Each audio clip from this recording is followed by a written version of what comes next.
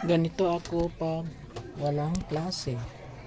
Naglilinis ng bahay. Walang katapusan paglilinis ng bahay. So,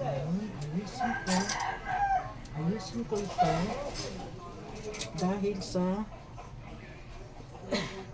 kagabi binigyan kami saan kami pumunta para mag-attend ng nagpakain pa sa amin, pinakain pa kami, tapos binigyan pa kami ng mga gift na galing sa kanya. Ito ang binigay ni Madam. Bait-bait niya. Nagbigay siya ng mga ano-anong bagay na nasa bahay nila.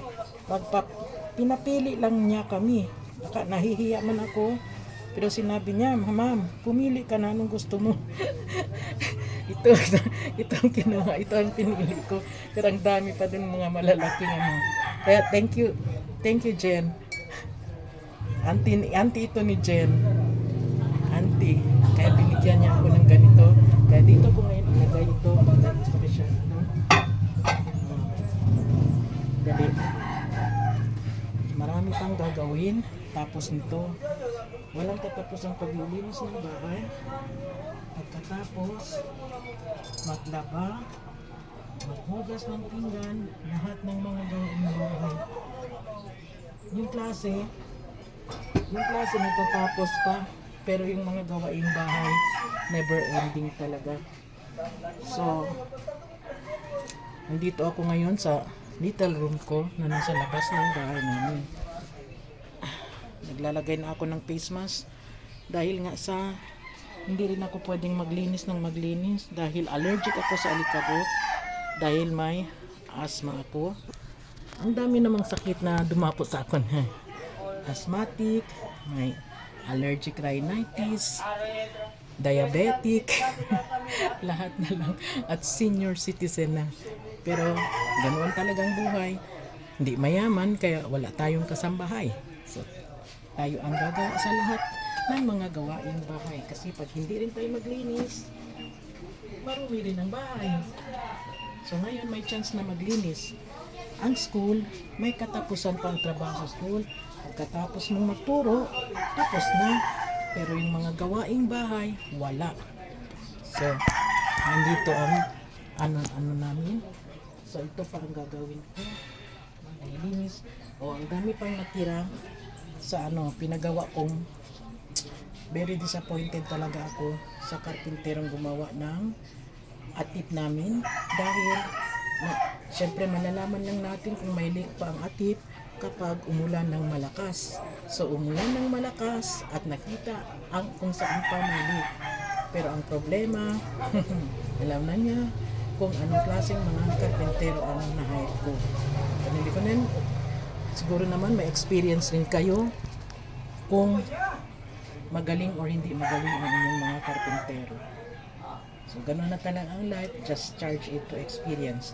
Kukuha na naman ako ng bagong karpintero nito. So muna ako dahil continue ko muna ang paglilinis ng bahay. Ipakita ko lang na ito ang ginawa ng karpintero. Alam ba ninyo kung ano na kayo ha? Kasi kalat pa itong sa labas ng bahay namin. So, alam ba ninyo kung magkano ang charge sa akin ng pagpapagawa ko ng aparador na yan? Charge niya ako ng 1,000 per plywood. Ito ang nagawa niya. Kaya kung mayroon kayong mga karpinterong magagaling dyan, ito ang nagawa niya sa 1,000 per plywood. Aywan ko na lang, hindi na lang ako magsalita. Pero hindi na makaulit. Ito, so nandyan na naman, nagbabadya na naman ang masamang bakit ito nag-ano?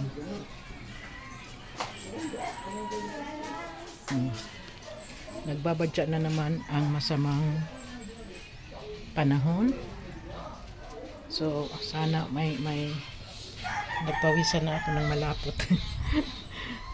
Nagbabadya na naman ang masamang panahon. Hindi makikita,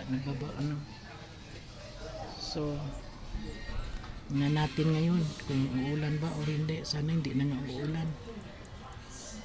Nagbabadya na naman ang masamang panahon. Doon sa baba, yun ang baba. So, I'm happy lang ako kasi gusto ko talaga yung maglinis ng bahay. Palinisin na ninyo ako ng bahay. Okay lang sa akin. Pero yung katawan, yung isip ko, kayang-kaya ko pa. Pero yung katawan ko nagsasabi, "Uy, mag-break ka na. Tumatanda ka na. Hindi ka nga kagaya ng dati. Ang dami mo ng sakit." Pero okay lang. Nahinay ko lang, matatapos ko rin ito. Darating din ang panahon na kamit rin natin ang kaginawaan ng buhay. Pero kung hindi man, accepted ko na yan.